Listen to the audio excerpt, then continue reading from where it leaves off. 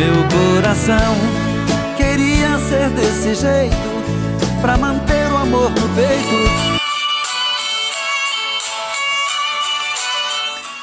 Amado Batista, Acústico 2008.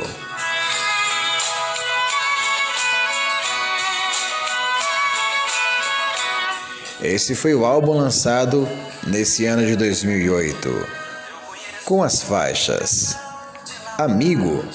com a participação do cantor Eduardo Costa, Casal de Namorados, Solidão Sem Fim,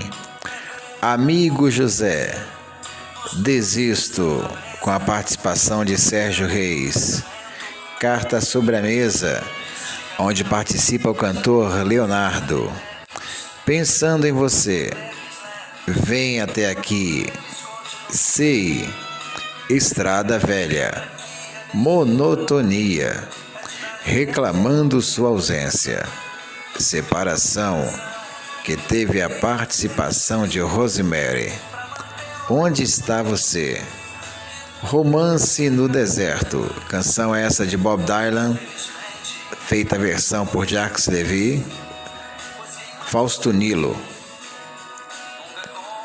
versão Romance em Durango, que teve a participação de Fagner.